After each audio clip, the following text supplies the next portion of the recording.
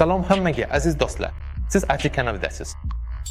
Agar siz mashinangizga kuchli, shirali, goshdek bas qo'shmoqchi bo'lsangiz, lekin butun bagajni ulkan qutilar bilan to'ldirishni xohlamasangiz, to'g'ri joyga keldingiz. Bugun bizda ko'rib chiqiladigan yangiliklar bu BD10 aktiv subwooferlari qora va qizil rangda. Boshladik.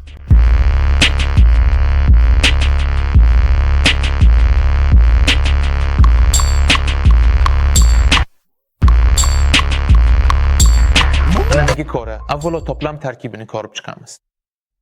Toplamga kafolat taloni kiradi. E'tibor bering, orqa tomonda Rossiyadagi barcha servis markazlari ro'yxati bor.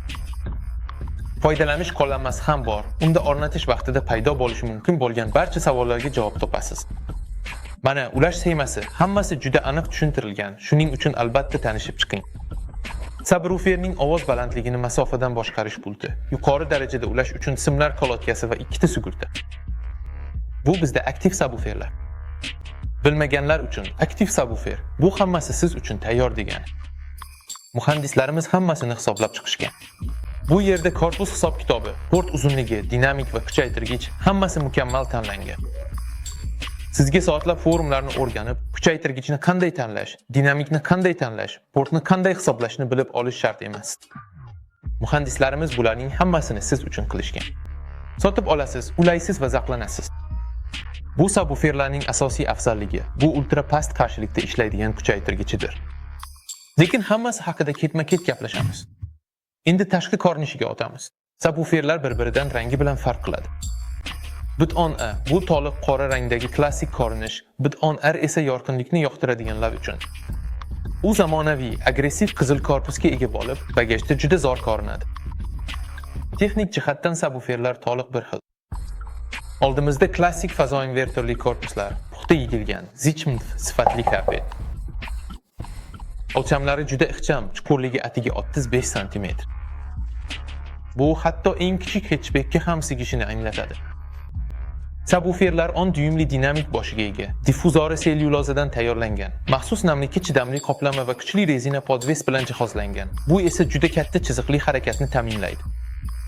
Endi eng qiziqarli qismiga, ichki qismlariga o'tamiz. Nega bu subwooferlar shunchalik kuchli ovoz beradi? Bu savolga javob topish uchun subwooferlarning yuragiga o'tamiz. Ya'ni kuchaytirgichga. Subwooferlarga zamonaviy sinfli kuchaytirgich o'rnatilgan. U Heli texnologiyasi tufayli 95% gacha samaradorlikda ishlay oladi. Kuchaytirgich juda past, 0.125 ohm qarshilikka moslashtirilgan. Bu esa unga to'liq 400 watt nominal quvvatni berishga imkon beradi. Subwoofer driveri yuqori haroratli, 2 dyumli, 1+1 ohm impedansiga ega va yuqori zichlikdagi ferrit magnitiga ega qo'shaloq ovozli spiralga ega. Eng yuqori qiymatlarda bu kuchaytirgich va kanal kombinatsiyasi 2200 wattgacha quvvatni boshqarishga qodir. Bir oylab ko'ring, faol subwoofer uchun bu raqamlar shunchaki ajoyib.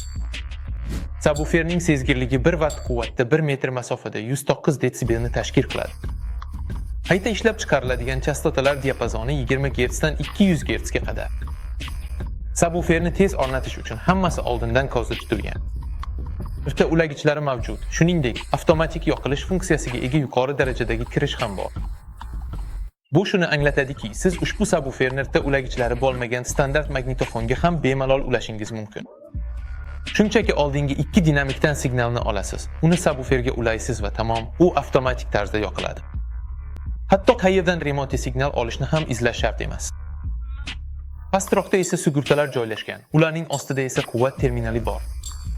Chap tomonda panelda past chastotalar uchun sozlanadigan filtr joylashgan. Uning diapazoni 50 dan 200 Hz ga qadar.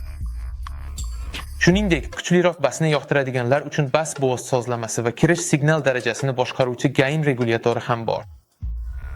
Yana bir yoqimli bonus sifatida toplamda subwooferni masofadan boshqarish pulti ham mavjud. Uni haydovchi o'rindigiga yaqinroq joylashtirasiz va bagajni ochmasdan, yo'lda ketayotib to'g'ridan-to'g'ri ovoz balandligini boshqarasiz. Shuningdek, himoya panjarasining mavjudligiga ham e'tibor bering. Bu dinamikni mexanik ta'sirlardan himoya qiladi. Xo'sh, aziz do'stlar, endi xulosa qilish vaqti keldi. BD10 subwooferlari bu tayyor, muvozanatli va juda kuchli, hammasi birda yechimdir. Ati muhandislariga faol subwooferlarning asosiy muammosini, sust basni yengish nasib etdi. To'g'ri hisoblangan korpus va ultra past qarshilikli kuchaytirgich tufayli bu subwooferlar bizni kuchli, jarangdor past bas bilan xursand qiladi. Ular kimga mos keladi? Ha, yukxona joyini qadrlaydigan, korpus hisob-kitobi, monoblok va subwoofer dinamiklarini tanlash bilan bosh qotirmoqchi bo'lmagan hamma uchun. Boshlanishda aytganimdek, sotib olasan, ulaysan va zavqlanasan. Tomosha qilganingiz uchun hammaga rahmat. Sizlar bilan Pavel ATI kompaniyasi bo'ldi. Albatta ushbu videoga like bosing, kanalga obuna bo'ling va qaysi dizayn sizga ko'proq yoqishini izohlarda yozib qoldiring. Hammaga xayr.